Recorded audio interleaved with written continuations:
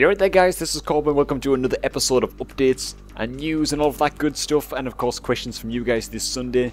And then we're going to round things off as ever with a few shout outs to every awesome person who has helped to sponsor the channel over the past fortnight. So in the last Sunday's episode I told you guys about the insanity that is your support on Patreon, and how it's letting me work full time on YouTube. With no strain, meaning I could aim to have out a video every day. 2 weeks later, bringing us up to today. There have been 13 videos, including this one, released over the past 14 days, so save a day or two. I'm actually finding it quite easy to keep up with this video a day pace.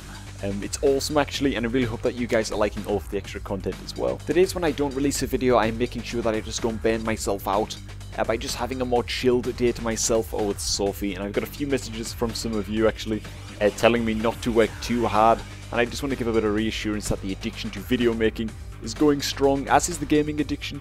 Just like when I first started this channel, it's just showing no signs of slowing down. In fact, on the contrary, things might just get a little bit crazier, and that is because everyone who has checked out and made a pledge to the Patreon page have been more generous than I could have ever imagined they would be, and as I record this voiceover, we've hit the 4th milestone goal, and this was just something that I honestly never even thought would happen. I just put it in there as a kind of dream milestone, or a goal that would kind of act as a ceiling to the rest of the goals before it, but it's happened. You guys made it happen, and for the longest time I was just speechless, and I still am for the most part. The phrase thank you doesn't even do justice to the gratitude I feel, but I'll say it anyway.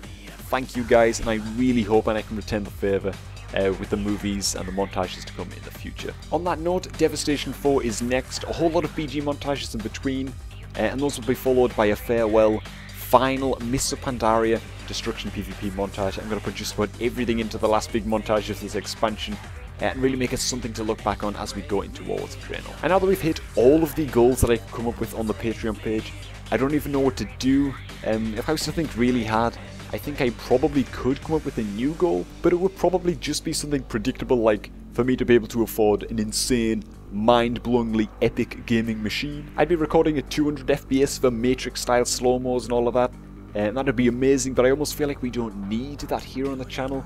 It would be lovely to have, but we'll see. I might add a 5th milestone goal, I may not. I'm not completely sure on what to do at this point, as I never really expected to reach it. That is going to be about it though for the updates. I've rambled on for long enough, I think, so let's just jump straight into the questions submitted by you guys, starting with Arman Galegi, and he asks, I've just started 3v3 and one of our players completely goofs around and never takes it serious when needed to. How would you approach this problem? Well, first off, I will say that trolling around with friends is one of the main reasons that I play arenas personally, so I can understand why he wants to do it, but it's like you said, there are times, like if you're pushing rating or trying to learn a new comp or just improve your game in general, you've got to be strict on yourself, I think, else you probably won't get very far. I think the first thing I would do if I had a friend who was too busy lolling around in arena games while we were trying to push rating is ask them if they were actually interested in pushing rating or learning the comp, if that's what you're trying to do.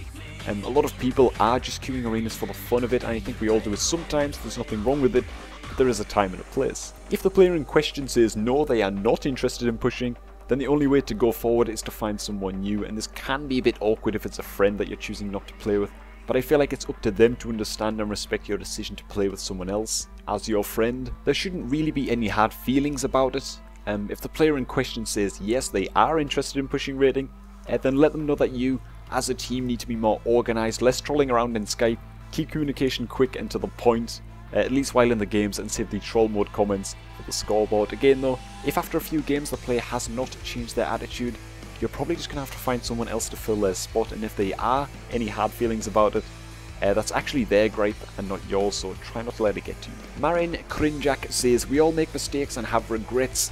What mistake did you do that you regret most, or what do you regret the most in your life and or gaming overall? And goddamn, I would have to say if there's one thing that I regret about myself, is that I'm not confident in myself, and even when I do feel confident about something, or my ability to do something, it's kind of quiet, reserved confidence, like I'm still preparing for the worst in the back of my mind. So I think I regret being too hard on myself. Judging myself all of the time has some upsides. I think when I set my mind to something, I can do it really well, or at least learn to do it really well, and I like to try and be the best, but it's kind of funny, because no matter how much I try, I never feel even close to being at my best. I focus on the bad things and how I can improve, and I don't spend long enough focusing on the things I do well. So it's a little bit like self-torture. It gets to me in a lot of ways, but a way in which you guys can see it for yourselves is in the big videos like Cobrak 16 and 17. I put absolutely everything into those big movies, and I love putting them out there and reading the comments, and it's just awesome. But I'd say literally within a couple of days of uploading those movies, I can't even bear to watch them, because when I do, all I can see and all I can focus on are the mistakes that I'm making in the clips. Parts of the movie maybe that I could have edited a little bit better, and the gameplay screw-ups. I sit there and I think to myself, if only I'd been a tiny bit quicker with that Shadow Fury there, or if only I'd used my spell lock as a blanket silence here, that guy might have died. And it's just torture. I think I've watched Cobrak 17 back maybe 3 times since it was released, and I do my absolute best to not watch anything before 17 ever, because I just judge it way too much. Now, a good side to this is that I'm always fixated on improving and learning to get better, but the downside is that I feel like I almost never feel proud of myself. I don't know how to, and when people tell me they're proud of me, I can't understand why a lot of the time, so I wish I could change that overly self-analyzing part of me, or at least switch it off every once in a while. Addons asks, how can you tolerate that huge amount of CC in Dota 2? I think you'd agree that WoW PvP suffers from it when in Dota 2 it is considered okay for a team to be stunned for the entire teamfight. The major difference between World of Warcraft CC and Dota 2 CC is that WoW's crowd control, at least right now, is as easy to land as simply pressing a button. A lot of CC doesn't even require that you're facing the target. The range is usually pretty high. An absurd amount of it is instant cast, and most classes have at least a few CC abilities that are like this. In Dota 2, a bunch of heroes don't actually have any stuns or silences, and those that do only have one CC ability, at least most of the time.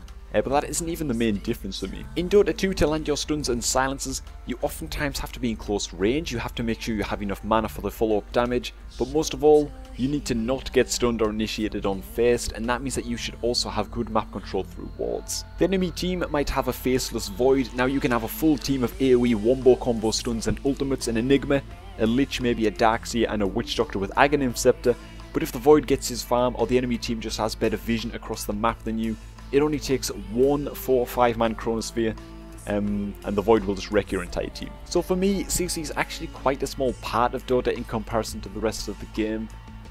It's still all about execution and momentum, in my opinion. Rames Rex says, I used to follow a lot of your fellow YouTuber Cottage X, the Resto Druid, but he hasn't uploaded for a year, plus people talking about he's dead and shit. But can you answer if you know something about the Cottage situation? Because you guys used to do videos together. This is a subject that I've really held back on over the years. Cottage was the first guy on YouTube to really help me get my channel some exposure, which is awesome because look where we are now. It's crazy. Then I believe he lost his own passion for video making and gaming.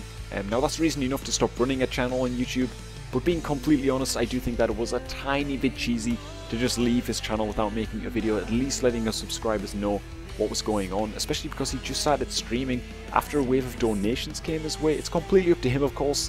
For all I know, there could have been crazy real life issues or problems or anything, and maybe his mind just wasn't in it. I do still have his contact details, but I can't remember the last time I spoke to Cottage, only that it was well over a year ago. However, I can confirm that Cottage is not dead. I do see him online on Skype every now and again. And Stephen Joseph asks, hey Cobrak, I'm going to be making my own videos and would like to monetize them. What I wanted to know is how you buy the licenses to the music that you use. I would really like to start buying a few so I can get really cool and popular songs in my videos without getting flagged by YouTube for copyright. Now this is something that I'm still a bit of a noob on myself, but I will help you out as much as I can. First off, there are a lot of unsigned artists out there. J-Ray is one of them, a legendarily good artist, and any independent artist like this should just be approached if you want to use their music. I've never ran into an independent musician who wasn't okay with me using their music, as long as I gave them credit in the video descriptions. That way we both help each other and get to put the music out there at the same time. However, if you want to use music from a signed group or artist, you will have your work cut out for you. I use a lot of Celldweller and Stahli, and that's because I purchased 1 year's worth of rights to a selection of music on the Fixed.com store. I think it cost a couple of $100, absolutely worth it being able to use the epic music for me, and maybe it would be an option for you too. The link is down below in the description if you want to check that out. But beyond Fixed, I would also like to know how to use the music of more signed bands without being held at gunpoint unless I've missed something kind of big. There just aren't many ways to purchase the rights for music, which is why Fixed is so awesome. I guess we can only hope that more publishers start following their example. So that is about it for the questions. Some really good ones this week, and now to shout out you awesome people who have become sponsors to the channel over the past couple of weeks, and those are Chris Parry, who donates €5 via PayPal, but leaves no note behind, so silent champion right here. Really appreciate it. And the new patrons to join the ranks are Domagoj Bekic, or perhaps Domagoy Bekic. Not sure which one of those is correct, I apologise. William Svensson, Dan, Brian Reed, David Quinn and Michael Svensson. Amazing people helping to make the channel what it is today. So much gratitude towards you all. The support means a hell of a lot to me, and I'm going to do all I can to show that in the future videos. And that about does it for this Sunday's episode. If you have a question that you would like answered in a future episode, drop it in the comments below and it might just get picked out. Thanks for watching, everybody. I hope that you all have an awesome Sunday. Stay destro, and I'm going to catch you all a little bit later.